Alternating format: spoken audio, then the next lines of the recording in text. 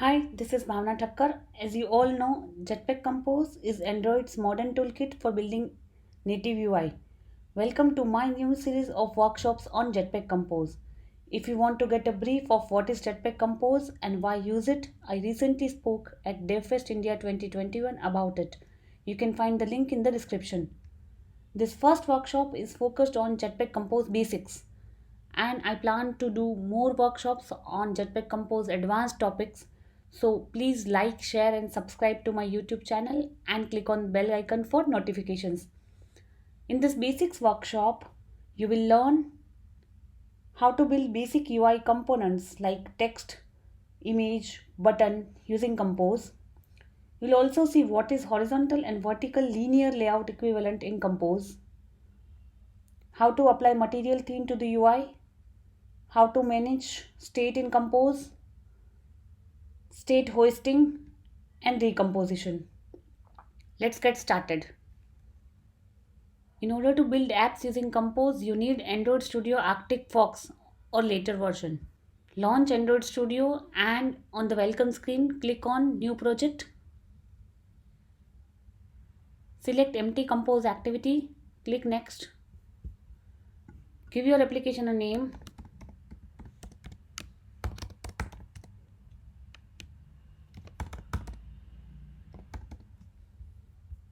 Click Finish.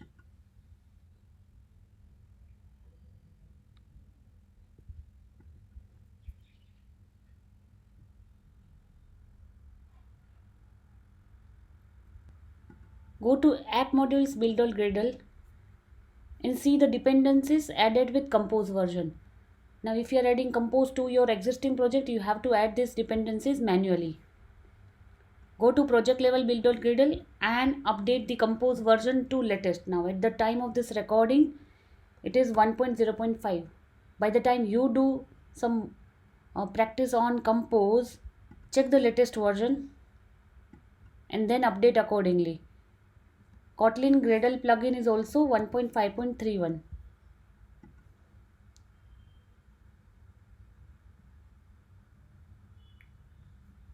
Now go to mainActivity.kt. There is some sample code already added, but we are going to learn from scratch. So I'm going to just get rid of this extra code.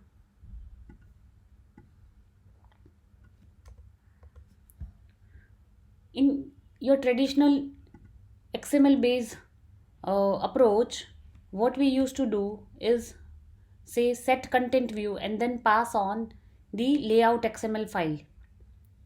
Here in Compose, what you do is say set content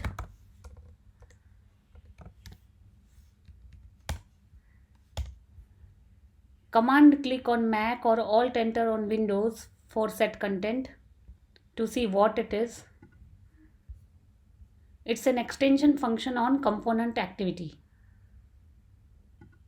App compat activity also extends from component activity. So this function is also available there. It accepts composition context as an optional parameter and a composable function as its content. So just call a composable function here.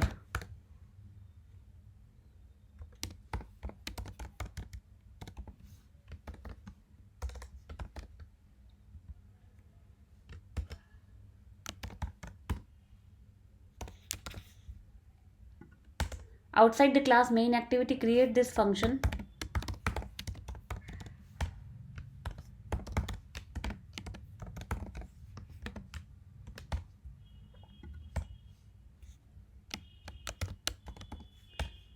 A function annotated with composable function is a composable function, and just like any other regular function, they can take parameters. Now this is similar to your empty layout XML file. So in the view based approach, XML based approach, suppose you created a empty layout file. Now whatever you put inside that file will be responsible for rendering your UI for the screen, for the main activity here.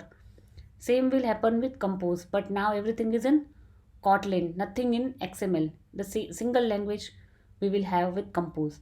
Suppose I want to put a text on the screen. saying hello world. That's how you start your development, right? So how do we do that? You call text function from compose library, pass it the string.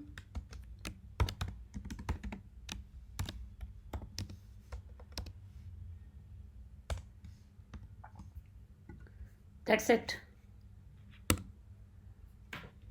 This will display hello world on the screen. Let's verify that. How do we do that?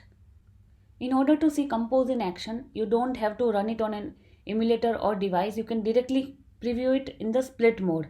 And for that, you have to have a preview function using preview annotation.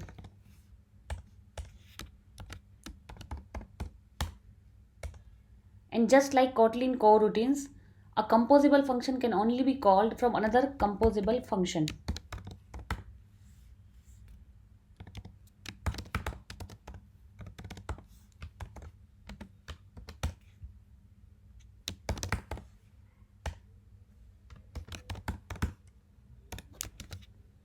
Go to split mode and build and refresh for the preview.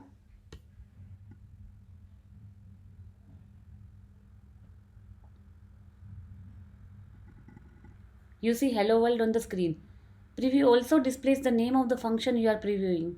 So you can have multiple functions in the same file with @preview annotation. So it will display all of them. And this is very quick. Say you modify world to some other word.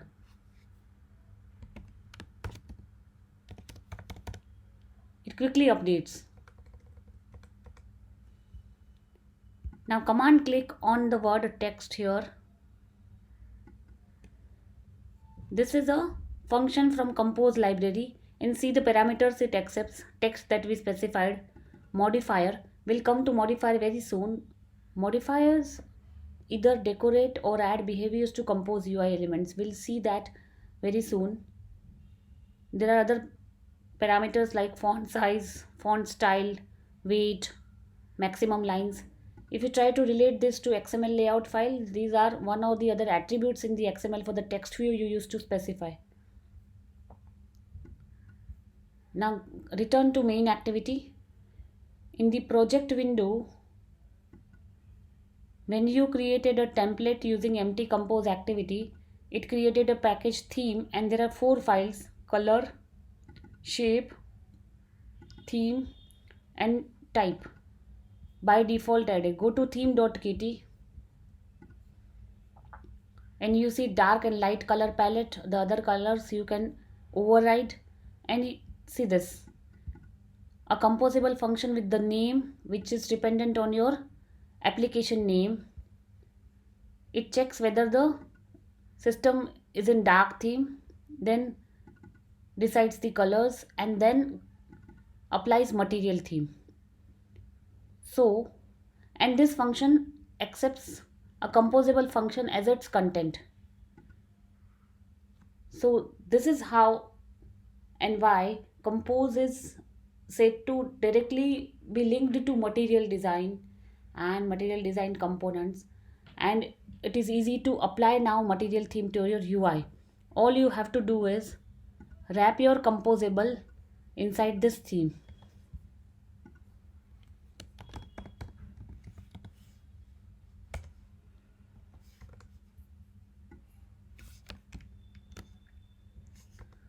Do the same for preview.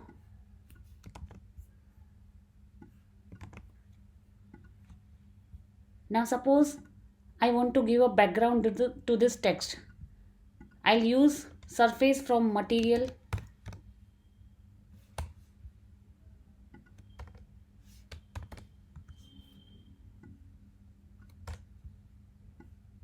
move text inside it, and give color to the surface. That will give the background to text.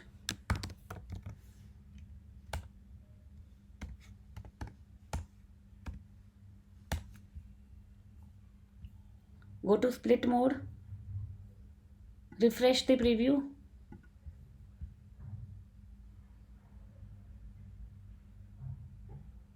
and you see the background added to the text. And notice the color of the font for the text, it is white. Now what if I make it secondary, and now notice color changes to black. Did we change the font color? No. Then where does it come from? Now when you apply this material components to the text view, Compose is smart enough to make these changes. And see here, go to theme.kt, and what are the default colors? When you apply primary color, the text gets on primary color, that is white. And when you apply secondary color, text gets on secondary color, so that is black. And you are free to override this as well for your apps, and even this you can change as per your theme. Let's make it primary again.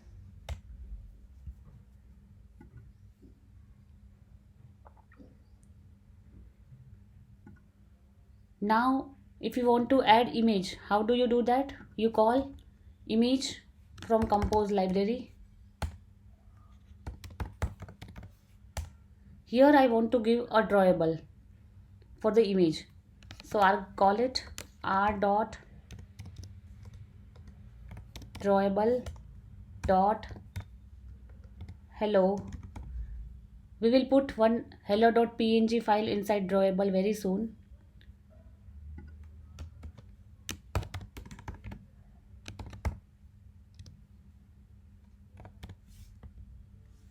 Let's give the size.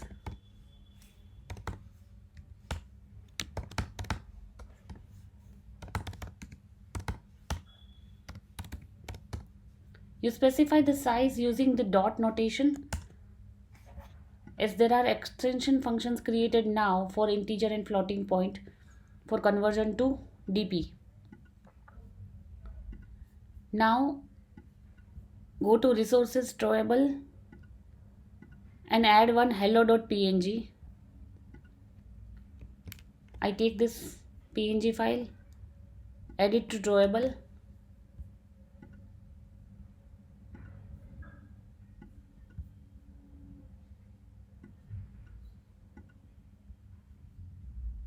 Refresh the preview.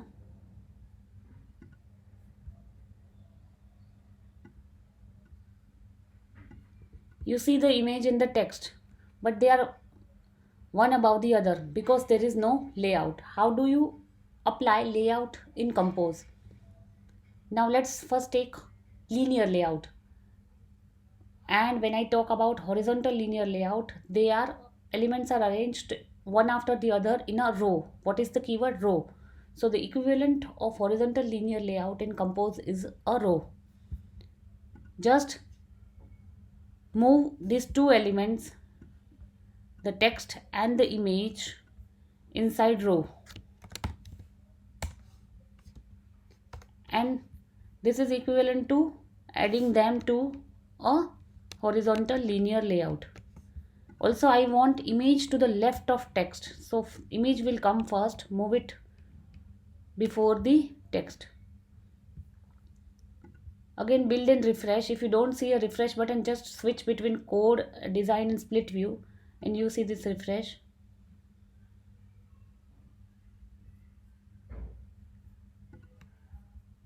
Command click on row and see what all other parameters it accepts. It accepts a modifier, horizontal arrangement and vertical alignment.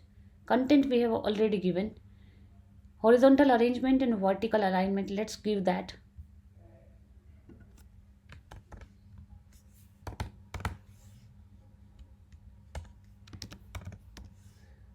There are several options for the arrangement: center, space around, space evenly, and space between and start.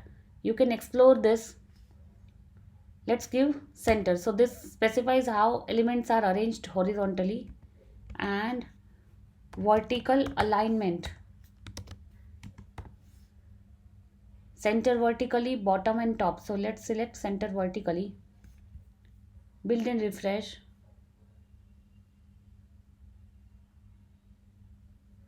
So you will now see the text vertically aligned centrally. Cool. Now let's add a button.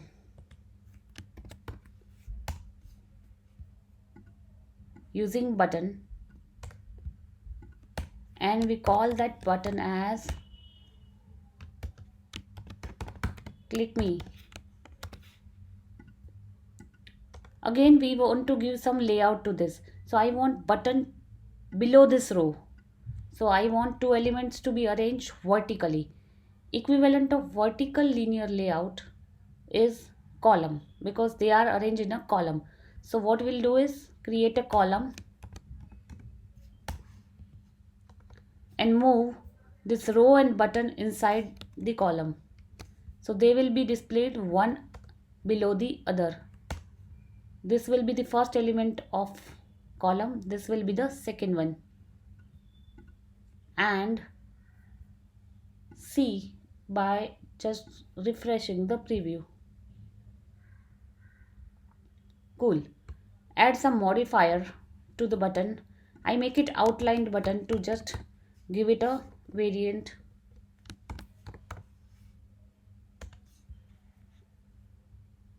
Give some padding using the modifier.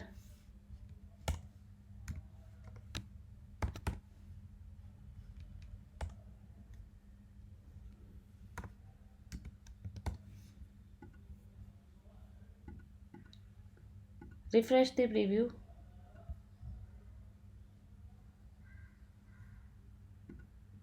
And you see the effect.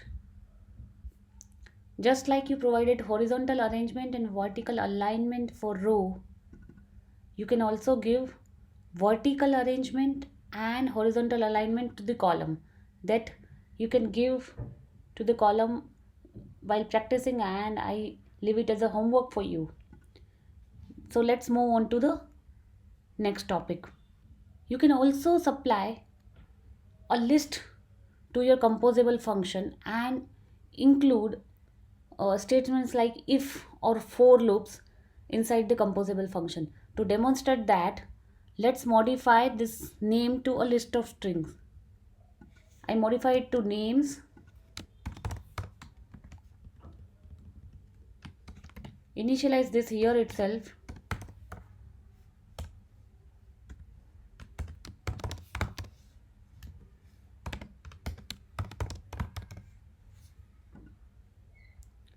Since we are giving the initial values, no need to pass the parameter.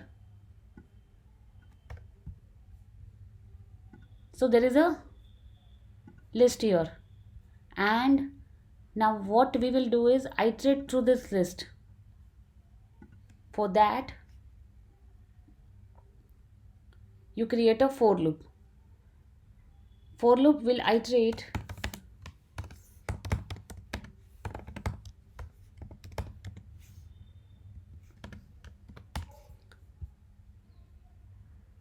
for name in names. For loop will iterate through each of the name and will display this entire thing. So you move this entire thing, cut it out, or just move it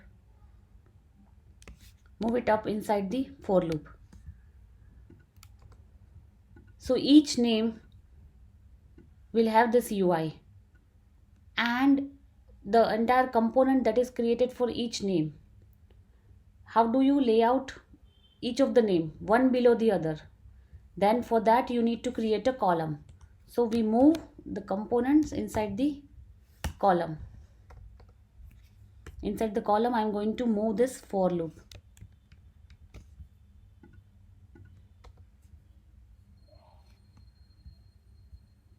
After each element, give some space. So after the button, I'll give a space by giving spacer.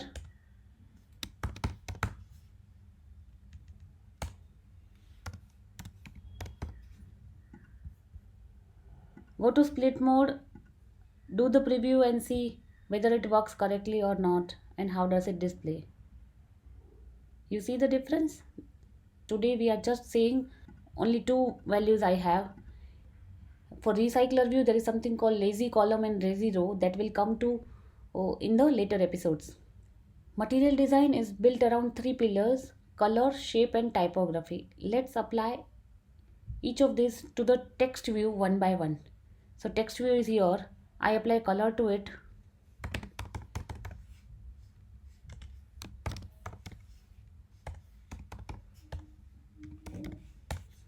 Shape. Shape can be applied to the surface.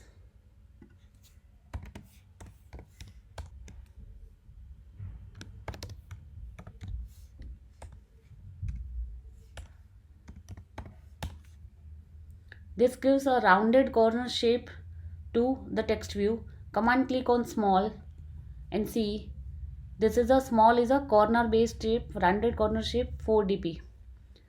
It's applied to button or snack bar, small components. Medium is applied to card and alert dialog. And large component like model drawer and model bottom sheet layout will use large. Go to main activity.kt. Color, shape and typography. Typography you apply using style component.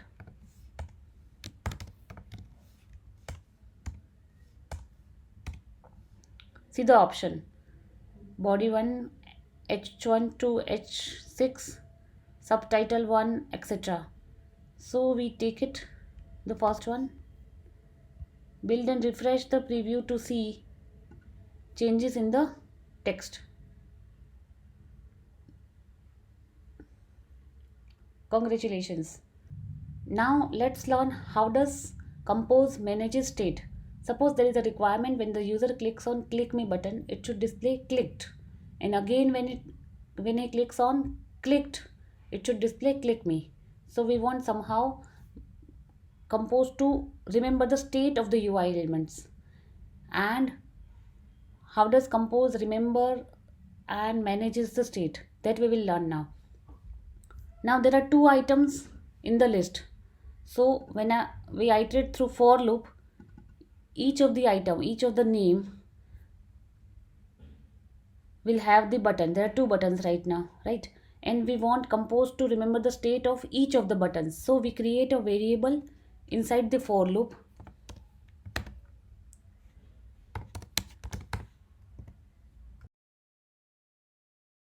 This is a boolean.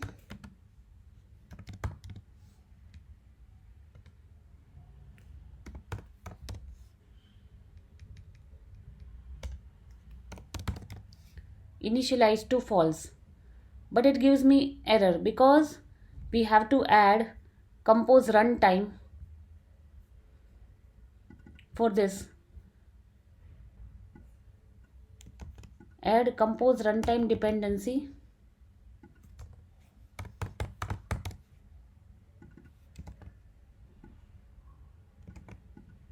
Click sync now.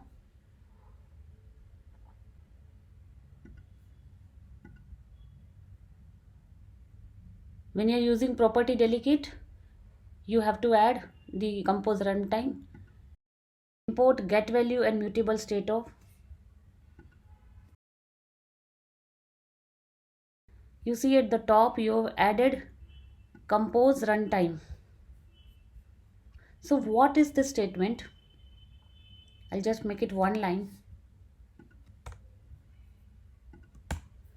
We are asking Compose to remember the state of is clicked and it's initialized to false at the beginning.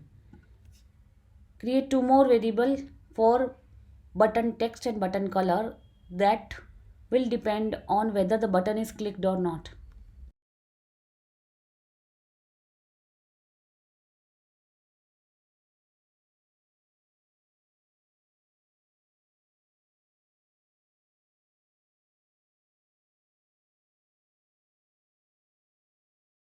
So whether the button is clicked or not, based on that you apply button text and button color. Where will you apply? This is the button text. So text will be not be hard coded now, it will be btn text, and color will also be BTN color. And whenever you click on the button,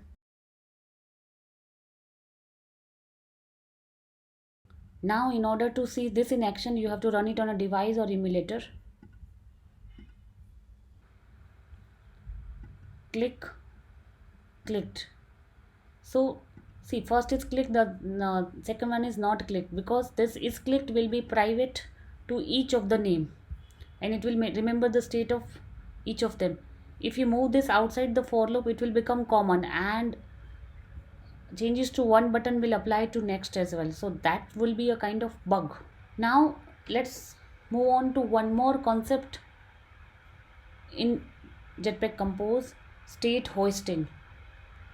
In order to demonstrate what is state hoisting, let us first now understand a scenario that in your app you want to first show a welcome screen first time, and when the user sees the welcome screen, clicks on the welcome button, user sees this main screen. This kind of logic if you want to apply, what will you do? Here, when you inflate the UI, you create a boolean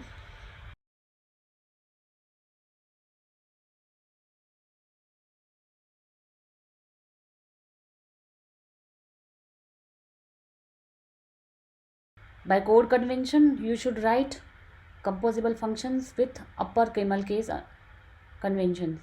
Now let's create a composable function welcome screen. This will have just one button,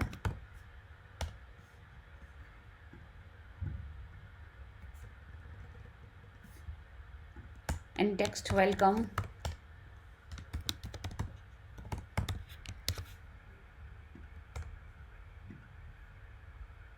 Now I'll introduce you to state hoisting, a very important concept. When the user clicks on welcome button, we want to show the user the main screen. So basically we want to make this boolean, modify this boolean should show welcome to false when the user clicks on button. But so on click, you think that we should make it false? No, we should not do that. State hoisting says that whenever in composable functions a state is read or modified by multiple composable functions, it should live in its ancestor or parent. So basically, source of truth for a particular state should be a single composable function. So it resides here, it should be modified here itself. So this welcome screen should somehow tell its parent, it's calling composable, that please modify this to false now because user has clicked on it. For that we use lambdas. So on click will be on welcome click. This does not exist, so we create it. This is a lambda that we pass on to the parent composable.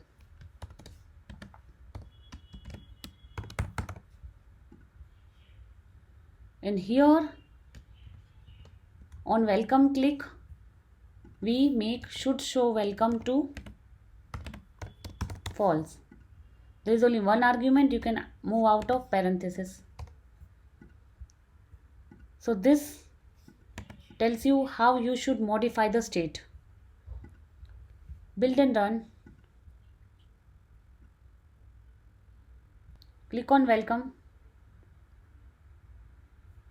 Also notice one thing, when we clicked on welcome, we just modified should show welcome from true to false, but we did not tell compose that it should go to main screen. Then how did it go to main screen from welcome button? Here comes the concept of recomposition.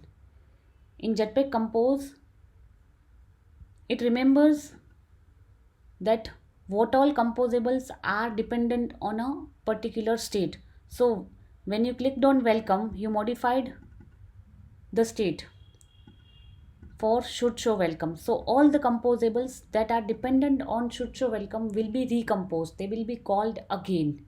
Now compose is smart enough.